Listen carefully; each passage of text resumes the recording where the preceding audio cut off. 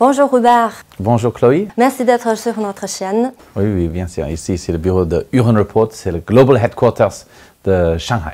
Tu as créé le classement de Hurun en 1999 en Chine et maintenant il a une grande influence en Chine. Quel est le secret de ton succès? J'ai commencé à faire le classement des Chinois les plus riches il y a 20 ans à peu près. Ce qu'on fait, on raconte les histoires. En fait, on fait un classement et puis on voit qui est-ce qui est numéro 1, numéro 2, numéro 3 et comment est-ce qu'il ou elle est venu à être numéro 1, 2, 3 en Chine. Et puis l'histoire de la personne, en fait, raconte l'histoire de l'économie chinoise moderne. On peut voir que en Chine, on a 1100 milliardaires dans le monde. C'est plus qu'à l'Amérique. On a trouvé en Amérique 700 personnes. En France, on a trouvé une centaine de personnes. Mais la Chine, maintenant, il y a 50% de plus qu'aux États-Unis. Ça veut dire quoi? Ça veut dire qu'il y a un écosystème des entrepreneurs. L'écosystème des entrepreneurs, c'est quelque chose de très, très important. Il y a des investisseurs, il y a des talents, des étudiants qui sont très forts. Il y a des idées.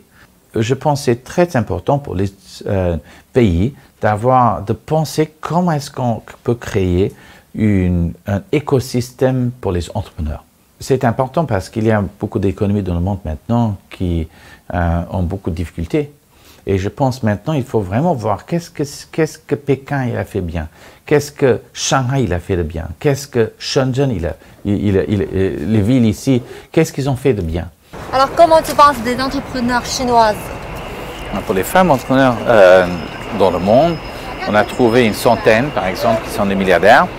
Et ce qui est étonnant pour moi, pour beaucoup de personnes, c'est que presque 70% sont des femmes chinoises. La population chinoise, c'est que 20% de la population du monde.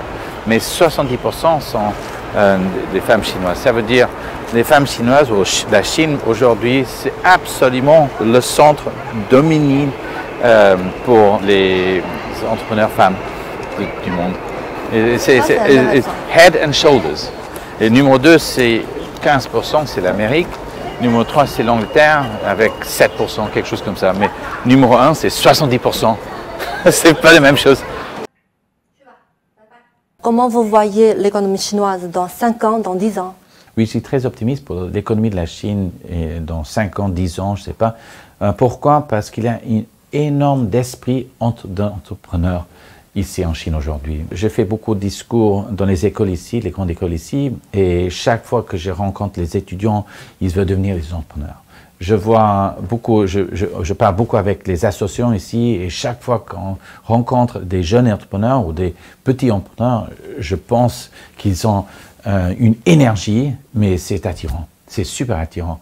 Et l'énergie, l'esprit d'entrepreneur, je pense que ça va aider la Chine énormément pour les prochains 10 ans, pas de problème.